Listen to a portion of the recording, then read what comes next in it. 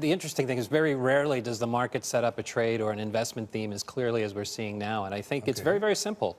There's going to be a bid to U.S. equities. We're seeing the pivot in the bond markets that everybody's been talking about. And the one contrary thing that folks need to start talking about is a weaker dollar. But those will be... Weaker dollar? How's that going to work? Well, I think why?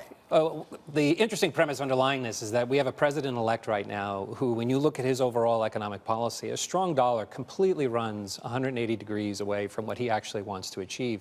So for the United States and also globally, let's remember, Martin, here on this show, you and I were talking about several things. One was, as oil goes, so does the equity markets. So now we have a bid to oil. We're now seeing a bid back in the equity markets. But remember, a weaker dollar is actually good. A weaker dollar is what the world wants right now. So I think at the end of this, we have our fingers crossed that Trump can do this. When is going to dollar turn tail? When is dollar going to turn tail, rather?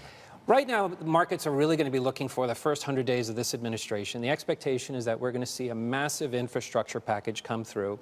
I think the other thing, to allude to your earlier guest, the other thing we can't ignore, we're seeing a huge focus right now on energy in this administration. And is it any coincidence? You know, I know we're going to have a guest later talking about the China Beige Book, but when we look at their numbers, when we look at their industrial output, when we look at their economic expansion, you have to look at OPEC and the non-OPEC members and say, you know what, that was a brilliant call to cut back production because you know what, China's going to be a buyer again.